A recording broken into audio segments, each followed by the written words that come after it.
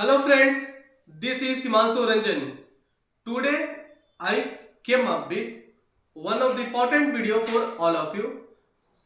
Today I am going to discuss with you what are the important topic for your examinations.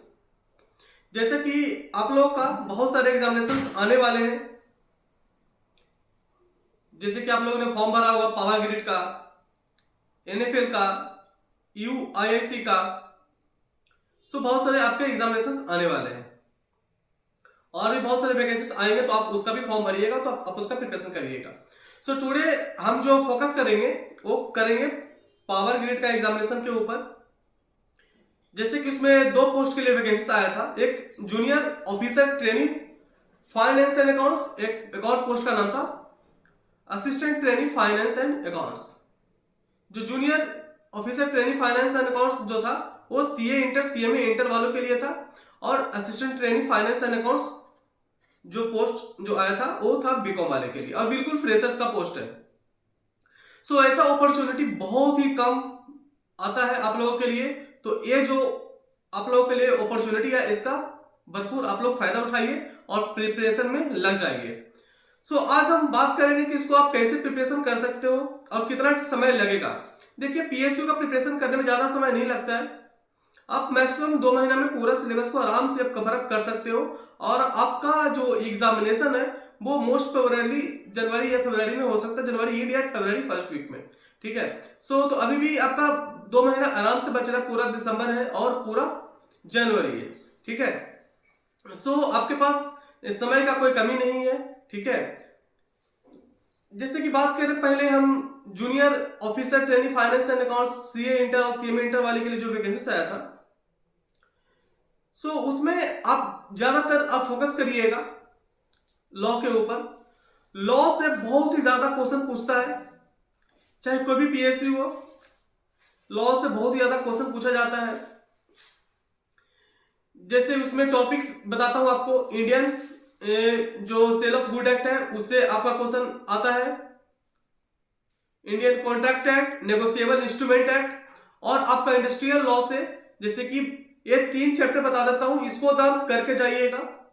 Bonus act, gratuity act और PF act, ये 3 chapter ऐसा है जिसमें से कि हर एक पीएसयू में क्वेश्चन आना ही आना है। ठीक है, सो ये तीनों चैप्टर आप करके जाइएगा। इसके बाद बताता हूं आपको, जैसे कंपनी लॉ में बात किया जाए तो कंपनी लॉ में क्या क्या इंपॉर्टेंट होता है आप लोगों के लिए। कंपनी लॉ में जो इंपॉर्टेंट टॉपिक्स है आप लोगों के लिए वो है, जैसे कि आपका जो डिविडेंड का चैप्टर है वो उसको आप कर लीजिएगा। ठीक है, डिविडेंड से काफी इंपॉर्टेंट क्वेश्चंस आप लोग के लिए मिलने वाला एग्जामिनेशन में, तो उसको आप जरूर करके जाइएगा, वहां से क्वेश्चन आ सकता है। और जो ऑडिटर का जो सेक्शंस है, ऑडिट का जो सेक्शंस है, जैसे कि आपका जो ऑडिट का जो सेक्शंस है वो आपका लॉ में भी कवरेज हो जाएगा, कंपनी लॉ में भी और ऑडिट में भी, जिसमें कि सेक्शन 138 जो है आपका इंटरनल ऑडिट, और 139 से आपका स्टेट ऑडिट स्टार्ट हो जाता है। तो इस यहां से जो स्टार्ट आपका हो जाता है इसको पूरा कवर अप करके जाइएगा। इंटरनल ऑडिट सेक्शन 138 और स्टेट ऑडिट का जो सेक्शन है 139 से लेकर के सेक्शन 147 तक, तो इसको आप पूरा का पूरा कवर अप करके जाइएगा। यहां से क्वेश्चंस भर भर के पूछे जाते हैं हर एक पीएसयू एग्जामिनेशंस में। ठीक है, तो ऐसा ही आपका पावर ग्रिड में भी क्वेश्चंस आपको देखने को मिल सकता है। ठीक है, और एक और आपका सेक्शन है 148 जो कि पोस्ट ऑडिट के बारे में बताया गया है। ठीक है, तो इसको भी आप आराम से करके जाइएगा, यहां से क्वेश्चंस पूछे जाते हैं। और सेक्शन 204 जो कि सेक्रेटरियल ऑडिट के बारे में बताया जाता है, तो ये सब चीजें आप करके जाइएगा। तो ये सारा चीजें होगी आपका कंपनी लॉ से रिलेटेड। कंपनी लॉ में आपको अगर और आपको देखना है तो सेक्शन 177 देख लीजिएगा, जो कि ऑडिट कमेटी से रिलेटेड है, तो वहां से भी क्वेश्चंस पूछे जाते हैं। सो इतना मैं अभी जो बता रहा हूं वो आपको बहुत इंपॉर्टेंट टॉपिक्स बता रहा हूं कि यहां से आपका क्वेश्चंस मोस्ट प्रोबेबली ज्यादातर क्वेश्चन पूछे जाते हैं। बाकी और जो सिलेबस है उसको पूरा तो करके जाइएगा ही जाइएगा, पर सबसे पहले आप इसको करके जाइएगा ताकि आपका एग्जामिनेशन में आपको ज्यादा हेल्प मिलने वाला है। उसके बाद बात करूं अकाउंट्स का, तो अकाउंट्स में बताता हूं आपको कि जैसे फाइनेंस एंड अकाउंट्स का तो एग्जामिनेशन जरूर होता है, पर सबसे कम अगर देखा जाए पीएसयू में तो अकाउंट से ही क्वेश्चन सबसे कम पूछे जाते हैं। अकाउंट से क्वेश्चन आपको सबसे कम पूछे जाते हैं। आप अगर आपके पास समय कम है और आपको जल्दी कवरेज करना है तो सबसे पहले बताता हूं आपको, आप एएस का नाम नंबर, इंड एएस का नाम नंबर याद करके जाइएगा, वहां से क्वेश्चंस आपको पूछे जाते हैं। और जो स्टार्टिंग में जो फंडामेंटल है जो अकाउंट्स का, जैसे कि जो बेसिक कॉन्सेप्ट्स है उसको आप करके जाइएगा, जैसे कंजर्वेटिज्म क्या होता है, मेटरलिटी कॉन्सेप्ट्स क्या होता है, ड्यूअल एंटिटी कॉन्सेप्ट क्या है। सो स्टार्टिंग का जो भी है आपका थ्योरेटिकल कॉन्सेप्ट्स उसको आप करके जाइएगा, वहां से क्वेश्चंस भर भर के पूछे जाते हैं। और ज्यादा बराबर जो टॉपिक्स है उससे क्वेश्चंस बहुत ही कम देखने को मिलता है, पर बेसिक से ज्यादा क्वेश्चन पूछे जाता है अकाउंट से। अब हम लोग आते हैं कोस्टिंग के ऊपर कि कोस्टिंग में कहां से क्वेश्चंस पूछे जाते हैं। कोस्टिंग में देखिए आपका जो क्वेश्चंस पूछे जाते हैं वो सबसे ज्यादा अगर इंपॉर्टेंट का बात किया जाए तो आपका वहां पे कॉस्ट अकाउंटिंग स्टैंडर्ड, जैसे कि आपका अकाउंट्स में एस और इंड एस है, ऐसे ही कोस्टिंग में कॉस्ट अकाउंटिंग स्टैंडर्ड है। तो कॉस्ट अकाउंटिंग स्टैंडर्ड सीएएस, आप पूरा उसको नाम नंबर याद करके जाइएगा, बस आप नाम नंबर याद करके जाइएगा, आप इतना आपके लिए सफिशिएंट रहेगा, वहां से क्वेश्चंस पूछे जाते हैं। ठीक है, इसके बाद आप कोस्टिंग में करके जाइएगा मटेरियल जो चैप्टर है आपका कोस्टिंग में उसका थ्योरी ज्यादा पूछा जाता है, थ्योरेटिकल कॉन्सेप्ट उसका थ्योरी ज्यादा पूछा जाता है, और कोशिश करके जाइएगा। और इसके बाद एक बहुत ही ज्यादा इंपॉर्टेंट चैप्टर आपका जो कोस्टिंग में रहता है वो है मार्जिनल कोस्टिंग। मार्जिनल कोस्टिंग से क्वेश्चंस भर भर के पूछे जाते हैं, तो उसको आप करके जाइएगा। बाकी अगर आपको समय मिलेगा तो और भी चैप्टर आप करके जाइए, बाकी मैं जो बताया इसको पहले आप कर लीजिएगा। ठीक है, इसके बाद आते हैं हम लोग ऑडिट। देखिए हम लोग कंपनी में बात किए थे, तो ऑडिट का जो हम लोग जो भी सेक्शंस है ऑडिट से रिलेटेड, तो उसको हम लोग बात कर लिए थे। तो ऑडिट में एक और आप ध्यान रखिएगा, जो कि ऑडिट आप लोग पढ़े होंगे तो उसमें आपको ऑडिटिंग स्टैंडर्ड रहता है, तो ऑडिटिंग स्टैंडर्ड जरूर करके जाइएगा। ठीक है, उसको आप करके जाइएगा। ऐसे ही एक कॉस्ट ऑडिटिंग स्टैंडर्ड भी होता है। अगर आप कॉस्ट ऑडिट पढ़े होंगे तो आप उसमें एक टॉपिक्स पढ़े होंगे कॉस्ट ऑडिटिंग स्टैंडर्ड, तो कॉस्ट ऑडिटिंग स्टैंडर्ड से भी क्वेश्चंस पूछे जाते हैं।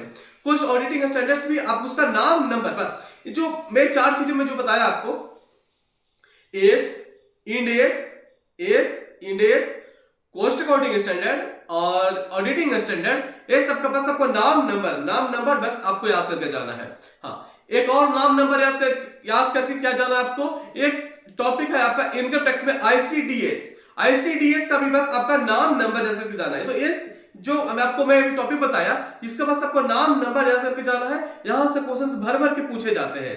ठीक है, चलिए हम लोग अब आते हैं इनकम टैक्स के ऊपर। इनकम टैक्स में क्या इंपॉर्टेंट है, इनकम टैक्स में सबसे पहले अगर आप कवरेज करना चाहते हैं तो सबसे पहले आप उठाइएगा टीडीएस से क्वेश्चंस भर भर के पूछे जाते हैं।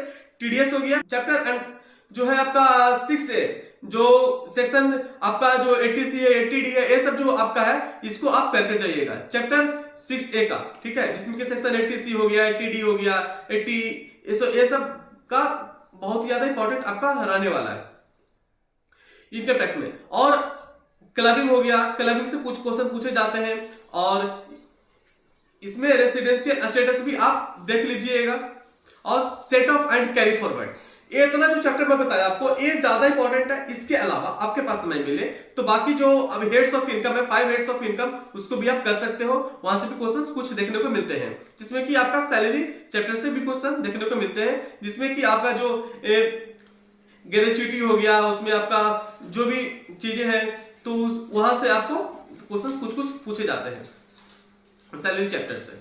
ठीक है, पीएफ सब। उसके बाद हम लोग आगे बढ़ते हैं। हम लोग कोस्टिंग का बात कर लिए, इनकम टैक्स का बात कर लिए, हम लोग अब बात करते हैं जीएसटी के ऊपर कि जीएसटी में क्या इंपॉर्टेंट रहने वाला है।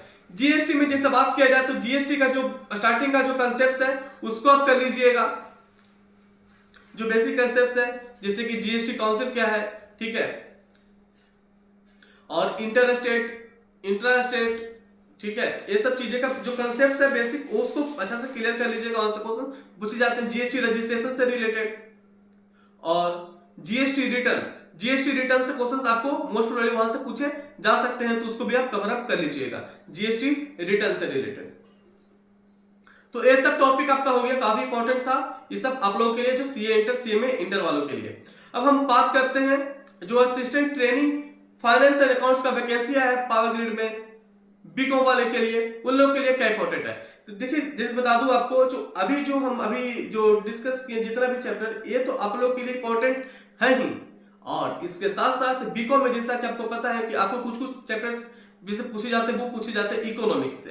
तो आप लोग इकोनॉमिक्स का चैप्टर करके जाइएगा, जिसमें कि आपका डिमांड, सप्लाई, कंज्यूमर इक्विलिब्रियम, सो ये सब चीजें आप करके जाइएगा।